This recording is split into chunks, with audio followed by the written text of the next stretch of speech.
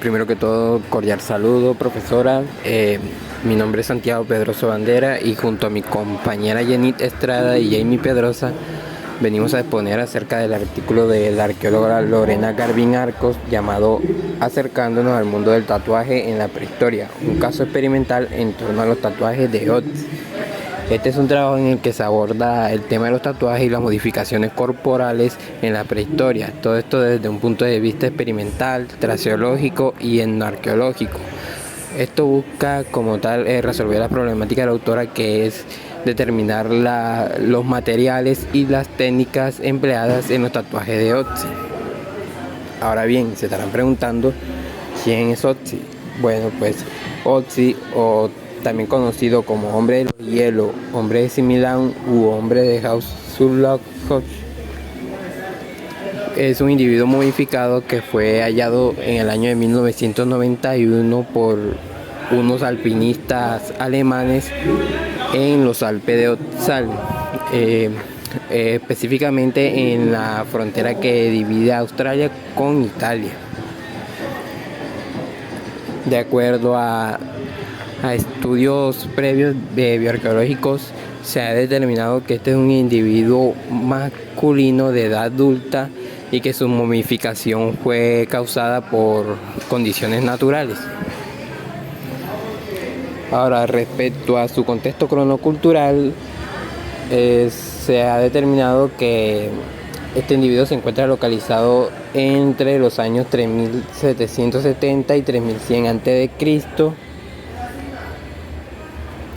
y también se le ha asociado con las culturas alpinas católicas de Australia y las culturas remenderos del Valle del Po e Italia. Asimismo, también se estipula que tiene influencias con las culturas de Horben, la cultura de Baden, la cultura de Athens y Chamer de la zona del Tyrol.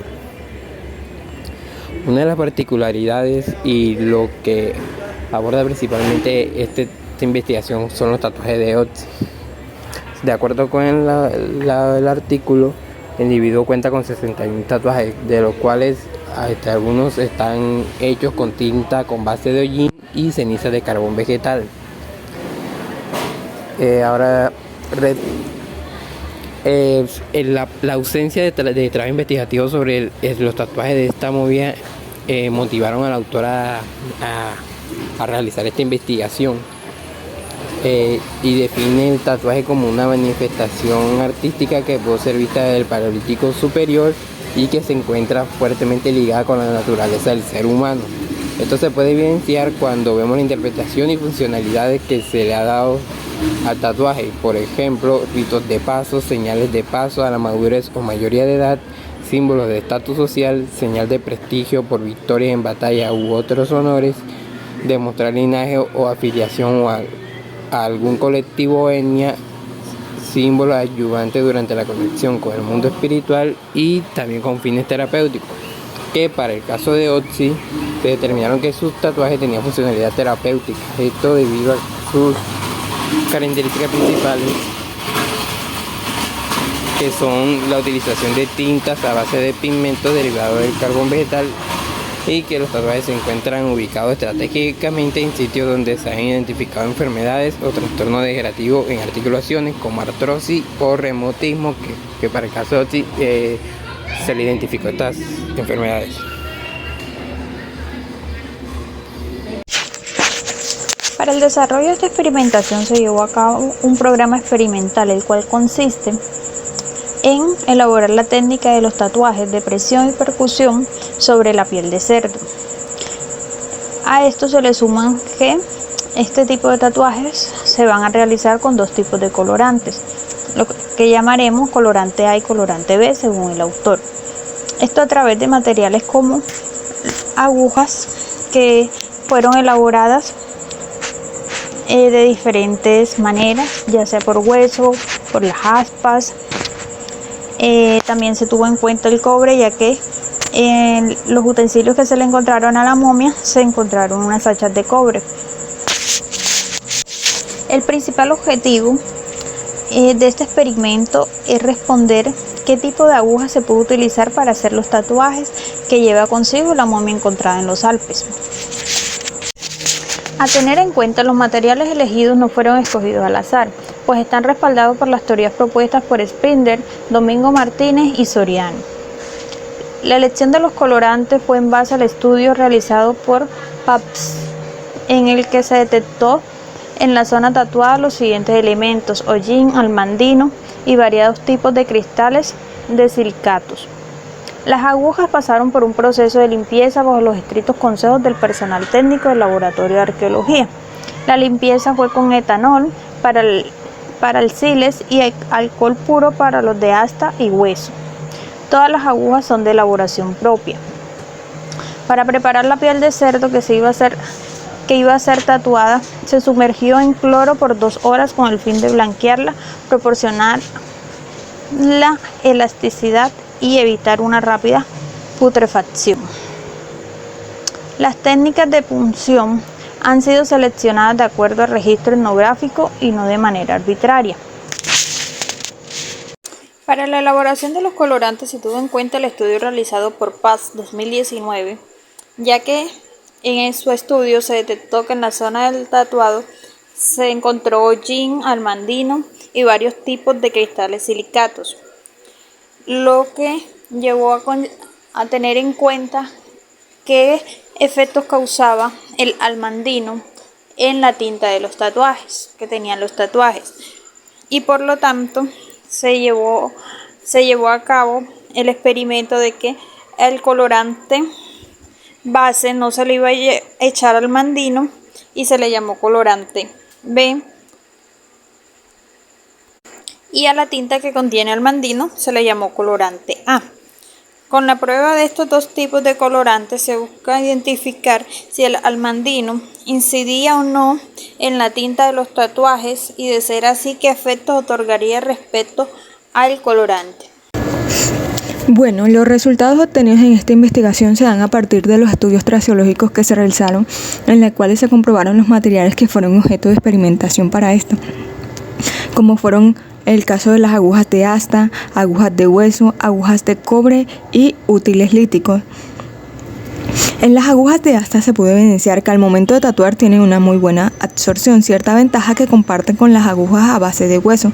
También se comprobó que el diámetro realizado por la aguja de asta no podría ser demasiado pequeño, así como podemos ver en la pieza 2A o en la pieza 1A, ya que estas tuvieron alteraciones que impidieron su uso, y esto ocurrió porque debido a que el material estaba expuesto a constante humedad, se debilitó.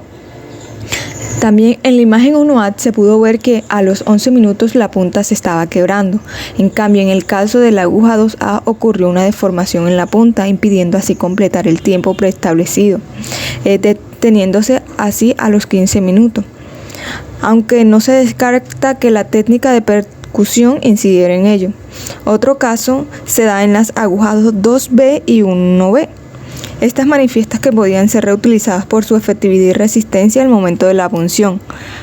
Algo que se tuvo en cuenta fue que para elaborar una línea de ciertas características, ya sea de homogeneidad o grosor, se necesitó hacer entre 5 a 10 repeticiones.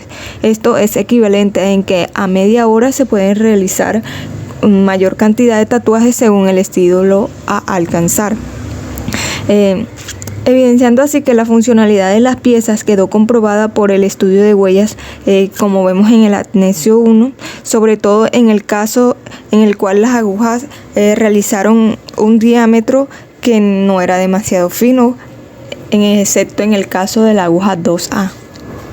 Agujas de hueso. De igual manera que las agujas de hueso absorben mayor cantidad de tinta que aquellas agujas hechas a base de material inorgánico, haciendo posible así un mejor aprovechamiento de las punciones sin que en esta incida la técnica utilizada. Una de las observaciones fue que a los 23 minutos la pieza 3A, la punta ya estaba desgastada, obligando así a ejercer una mayor presión sobre la piel de cerdo. Las repeticiones necesarias para trazar líneas varían entre 5 a 11, más o menos similar en el caso de las agujas de asta. El ejemplo que nos mostraban, según las anotaciones hechas en la experimentación, que entre 6 y 7 minutos ya se habían tatuado un grupo de líneas de cierto grosor, como de 1,5 y 2,5 milímetros, con longitud de 1,8 y 2,2 centímetros. Esto en el caso de la pieza 3B y 4B. Ahora bien, en las observaciones de los útiles líticos utilizados en el experimento, se observó que estas piezas se enganchaban en la dermis de la piel del animal, como es en el caso de la pieza 5B, 6A y 6B. Aunque en la pieza 5A, a base de buril, no se presentaban estos problemas, ya que su funcionalidad es mayor a la del resto.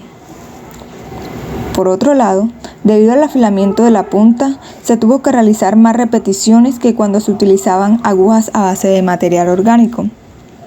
Estas observaciones se hicieron con binocular, por lo tanto no se encontraron ningún tipo de rotura de la pieza, pero en el caso de la aguja 6B, a los 19 minutos se produjo una ruptura, obligando así a ejercer una mayor presión para que la punción en la técnica de percusión indirecta fuera realizado positivamente. En el caso de los punzones de cobre se observaron anomalías que dificultaban las perforaciones. Además, el propio material posee ciertas características que lo constituyen como desventaja ante otros materiales, como por ejemplo, acá la tinta es nula. El proceso es un poco más largo, ya que ésta se resbala sobre el metal. Se necesitan más colorantes al momento de tatuar. También, las perforaciones por los punzones suelen ser de menor tamaño, como es en el caso de la pieza 7A, 7B y 8B. Y el número de repeticiones es elevado, entre 12 y 20. Esto se da para alcanzar el estilo de líneas de ciertas características como el grosor, homogeneidad o longitud. Se puede decir que estas agujas de cobre pueden ser reutilizadas. Bajo un análisis por binocular se pudo observar que estas piezas sufrían sufrimiento durante un proceso de media hora al momento de hacer un tatuaje continuo.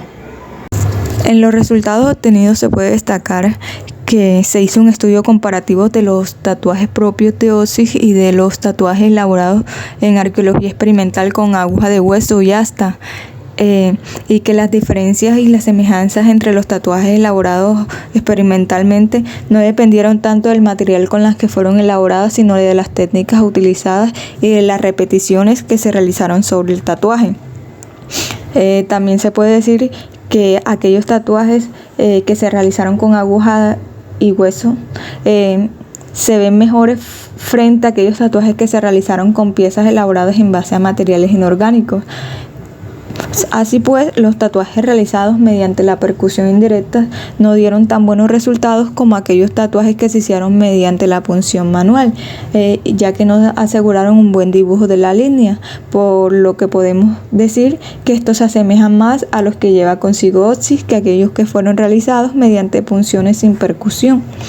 Por último, podemos decir que los colorantes, en este no se encontró ninguna diferencia en cuanto al espesor o color o el resultado final sobre la piel trabajada, por lo que se toma en cuenta la propuesta de Paz 2009 que propone el almandino, así como los distintos cristales de silicatos detectados en las zonas tatuadas.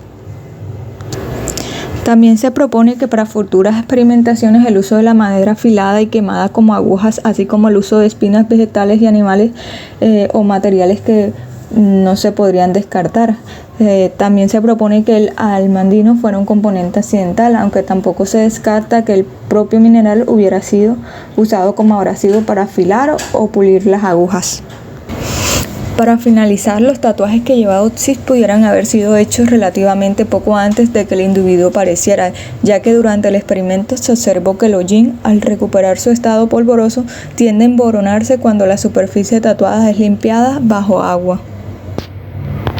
A continuación pueden ver las piezas que se utilizaron antes y después de los tatuajes. Muchas gracias. I'll take the kids to school, wave them goodbye. I'll thank my lucky stars for that night. When you looked over your shoulder, for a minute I forget that I'm older. I wanna dance with you right now. Oh, beautiful as ever, and I swear that every day you'll get better.